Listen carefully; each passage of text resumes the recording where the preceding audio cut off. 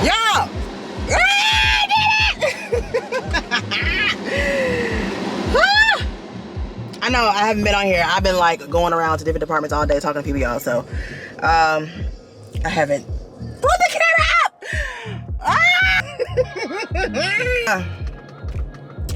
Oh my god! I'm trying to figure out what my emotions are. I don't know what they are. It's like I want to cry, but I feel like I'd be forcing it because I don't really need to. But it's like, oh my god, I did it. Now I gotta do it. Oh, I'm scared. I did it, so now I really gotta do it, this, or we gonna sing. Oh Jesus! Oh my god. Oh my god. Okay. We gonna talk. We gonna talk. We gonna talk. We gonna talk.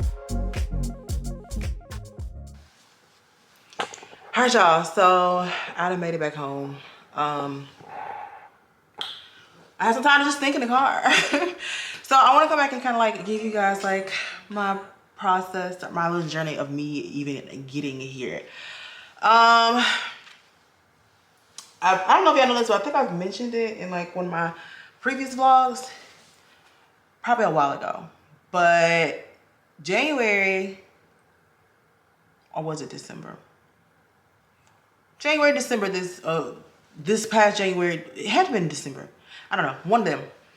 I was about to hang up this whole social media thing because I felt like I've been doing it for so freaking long and I have gotten nowhere. Y'all just don't understand how much time, work, money that I have put single-handedly into YouTube, into social media influencing.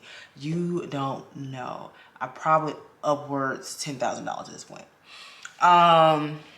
Because I just didn't understand why this would not work for me. I'm like, I want this so bad. I've tried this, that, and the third. People tell me all the time, like, this is like, bro, you were made for this, but nothing ever shook. And I'm not to say that things are like shaking now. It's just like, I got tired of trying. So I was pretty much over it. I was done. I was like, you know what? Screw it. Y'all, January, I was like, let me get the idea.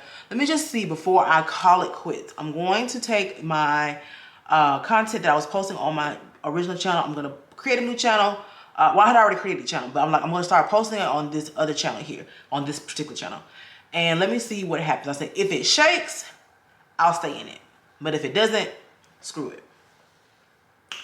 Posted the content, kept posting, the content shook. So I was like, wait a minute, this is way more engagement that I was receiving on my other channel because I had let I pretty much let my old channel die. So I was like, okay, cool. This is going pretty well. And then by February, it was February 21st this year. Let's just talk about the job, okay? So the job in itself, great people, my coworkers. Great people, love them. But the job itself just became to be too much and so much on me. Not because I couldn't do it, but because this and this were nowhere in it. I'm just gonna be honest with you. They were not in it. I am a naturally competitive person. I'm a Virgo, the best. I'm a naturally competitive person. I don't like to lose. I want to do the best, excel the best, go the furthest, all that stuff. But when I find that my core values as far as me wanting to be my best at my work was not shaken at work, I was doing the bare minimum. Like there's certain like sales quotas and goals that you have to reach like each month or each quarter. And I wouldn't say sales, I wasn't in sales, but like certain quotas that I had to reach. And I was either barely scraping them or not making them at all. And it started to make me feel extremely bad about myself because I'm like, I have never settled for less like this. Y'all don't understand. I'm the type of person that goes above and beyond with everything I do because simply my name is on it.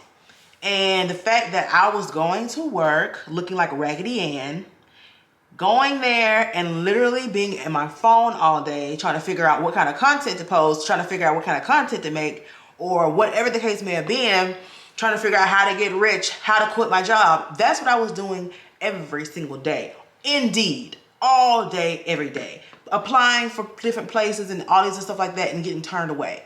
And it was just so discouraging. And just being in that environment every single day was just so discouraging. It was pulling away at my creativity. I felt the most depressed, or I wouldn't say depressed because I never really got myself down to the dumps that bad. But I felt that unhappy I've ever been at this job. I'm like, God, I have the perfect husband, the perfect children, the best family.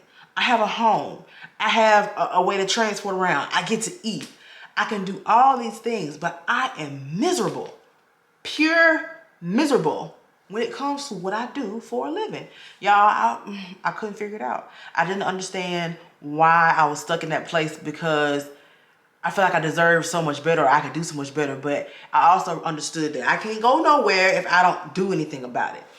So I would pray about it all the time. I talk to God about it. I cry about it every other week. Because like, look at this point, I'm sick of this place. They killing me. And then y'all don't understand, I have to be on the phones dealing with people about their money.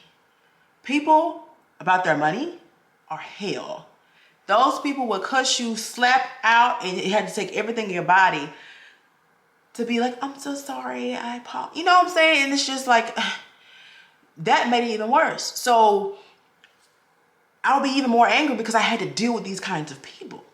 So long story short, on February 21st, 2022, I got in my car on my way home.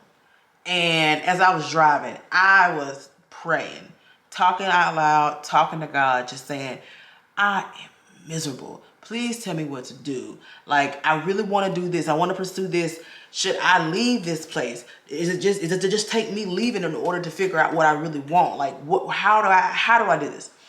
Y'all, intimate conversation with God. You know what I'm saying? Nobody was in the car with me. Nobody knew. Nothing. You know what I'm saying? So after I got done talking to God, I called my husband, and I was like, babe, I'm miserable. I cannot do this anymore. And he was like, just quit. I'm like, I just can't quit. We got bills. We got a house. We got kids. All this other stuff. And he's like, just quit. You can find another job. You can try what you want to try. If it doesn't work out, you can go back. Just quit. And I'm like, baby, you just can't just tell me just quit. Because So, yeah. I get home around 6 something, like an hour later. My dress an hour later. And one of my good friends that I met on this particular job, she's not there anymore, but one of my good friends, she called me because we had just went out like the weekend before. And she was like, friend, I need to tell you this because God put it on my heart to tell you. Y'all, when I tell you this girl spoke to me, first of all, it was like somebody's deacon of the church or the pastor, okay, reading me for filth is what was given. But when I tell y'all, this girl told me things and said things to me and confirmed things that only I had a conversation with in my car with God and nobody else. There was nobody else there present. And this girl was reading me for filth, exactly what I was talking to him about just an hour before. You can't tell me God ain't real. At this point, I'm like, did I butt dial you at some point? Like, what happened? And y'all, I've never had like I don't know if you call it like a spiritual awakening or breakthrough or whatever, to the point where I like emotionally get moved. And because you know how you used to go to church with your mom and them and they be in there crying and stuff. You're like, why are you crying? They be like, because I'm happy. I'm like, what you happy for? I'm confused. You know what I'm saying? I've never had that happen to me. And as she was talking to me, and I'm telling y'all, she is like preaching to me, like literally a whole sermon. Like she's giving it to me how they would give it to you if you was a church. And I'm just in disbelief, like, how does she know? I just asked that. How can she confirm that? And I burst into tears. I'm not talking, oh my God, yes. I'm talking, it's not. I'm like, how did you know? And she's like, friend, it's not me. It's not me. I'm not telling you this. It's God. I'm telling you. And y'all, like literally, she confirmed every single thing. And what was so crazy to me, because I said, God, because you be talking to me a lot. And I be confused. I don't know if it's you. I don't know if I'm just tripping because I'm just one of those really analytical people. Like, I just don't, you got to spell it out for me, okay? And I said, please make this plain. Give it to me in a way that I can not deny that you gave this information to me. Tell me what to do and make sure I understand exactly how it's being told. I'm not questioning whether or not this is the answer or not. And by him using her to give me that information, that confirmation that I needed, and girl, that blew my mind, y'all. The words that were coming out of her mouth were literally exact answers to the exact questions in the sentences and the same words, phrases that I used when I was venting and praying to God in the car just an hour before. She was not present. This is how I know, like, no, bro, you're not gonna play with him like that, because he hears you. He hears you every single time.